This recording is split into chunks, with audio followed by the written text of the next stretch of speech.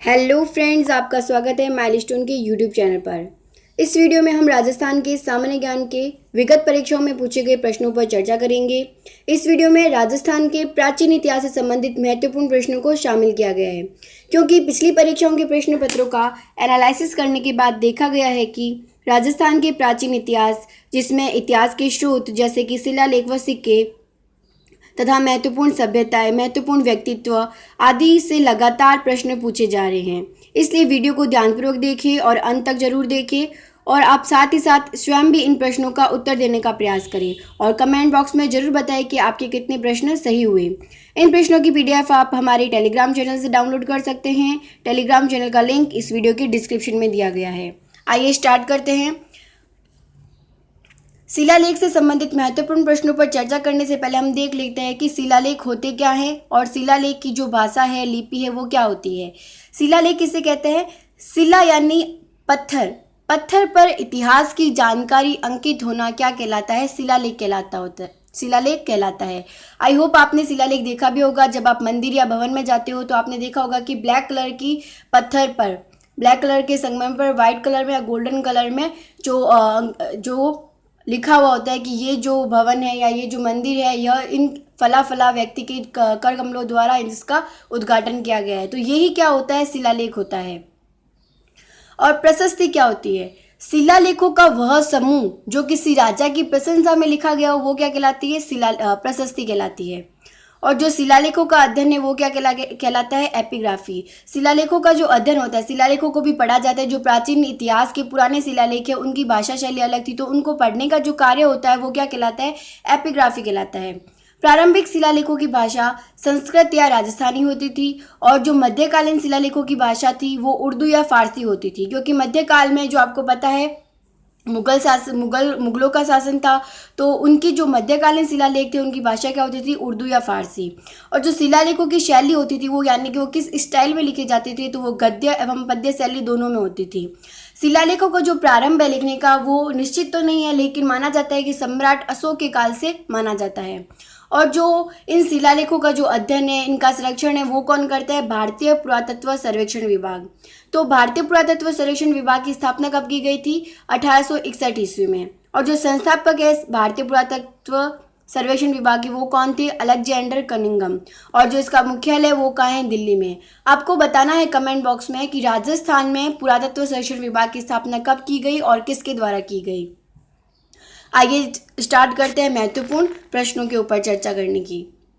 आपके सामने पहला प्रश्न है कि किस शिलालेख में चौहानों को वत्स गोत्रीय ब्राह्मण कहा गया है? तो इसका उत्तर क्या होगा? ब, बिजोलिया शिलालेख। बिजोलिया शिलालेख, यह शिलालेख भीलवाड़ा में स्थित पार्श्वनाथ मंदिर की दीवार से प्राप्त हुआ था। इस पर 5 फरवरी 1170 ईस्वी अंकित है, यानी कि कौन सी तिथि का है? 5 फरवरी 1170 ईस्वी। इसे जैन श्रावक लोलाक द्वारा लिखाया गया था, और इसके जो रचयिता थे वो कौन थे? गुणभद्र थे। इसमें चौहान वंश की जानकारी मिलती है, और इसके अनुसार चौहान वंश का जो संस्थापक है, जो आदि पुरुष है, मूल पुरुष है, वो कौन था? वासुदेव चौहान था। इसमें ये भी जानकारी मिलती है कि वासुदेव चौहान ने ही सांबर यानी कि सपाद की अपनी राजधानी बनाया था, और जो सांबर झील है उसका निर्माण भी किसने करवाया था? वासुदेव चौहान ने कराया था। आपको ये सारे फैक्ट्स इसलिए बताए जा रहे हैं क्योंकि एग्जाम में आपके शिलालेख से संबंधित कोई भी फैक्ट से प्रश्न पूछा जा सकता है, तो एग्जाम में आपका एक भी क्वेश्चन गलत न हो, इसलिए इन सारे फैक्ट्स को आपको याद रखना है। आइए देखते हैं नेक्स्ट क्वेश्चन। राज प्रशस्ति के रचयिता कौन थे? ये प्रश्न बहुत सी परीक्षाओं में पूछा गया है कि राज प्रशस्ति के रचयिता कौन थे। तो इसका उत्तर क्या होगा? स, रणछोड़ भट्ट तेलंग। इसका उत्तर क्या होगा? स, रणछोड़ भट्ट तेलंग। यह प्रशस्ति है वो राजसमंद में राजसमंद झील के किनारे स्थित है, जिसको राज सिंह ने स्थापित करवाया था। यह संस्कृत भाषा में 25 काली शिलालेखों पर, 25 काली जो पत्थर है उन पर अंकित है।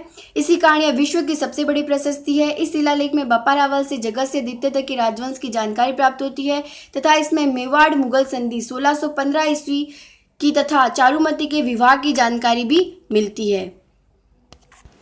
नेक्स्ट प्रश्न देखते हैं। किस शिलालेख में राजस्थान के लिए राजस्थानीय शब्द का प्रयोग मिलता है? तो इसका उत्तर क्या होगा? द गोसुंडी शिलालेख। गोसुंडी शिलालेख कहाँ से प्राप्त हुआ है? चित्तौड़गढ़ से। इसी शिलालेख में राजस्थान के लिए राजस्थानीय शब्द का प्रयोग तथा बसंतगढ़ शिलालेख में राजस्थानीय द्वितीय शब्द का उल्लेख मिलता है। यदि आपको एग्जाम में यह प्रश्न मिल जाए कि प्राचीनतम राजस्थान के लिए प्राचीनतम जो वर्णित है वर्णन है वो कहाँ मिलता है, प्राचीनतम वर्णन कहाँ मिलता है, तो आपको उसका उत्तर क्या देना होगा? गोसुंडी शिलालेख चित्तौड़गढ़, क्योंकि यह दूसरी 2000 सदी ईसा पूर्व का शिलालेख है। और अगर गोसुंडी शिलालेख आपको ऑप्शन में ना मिले तो इसका उत्तर आपको क्या देना है? बसंतगढ़ शिलालेख। नेक्स्ट क्वेश्चन देखिए, निम्नलिखित में से कौन सा शिलालेख हस्ताक्षर युक्त शिलालेख था, यानी कि कौन से शिलालेख पर हस्ताक्षर अंकित थे? तो इसका उत्तर क्या होगा? बेणेश्वर शिलालेख।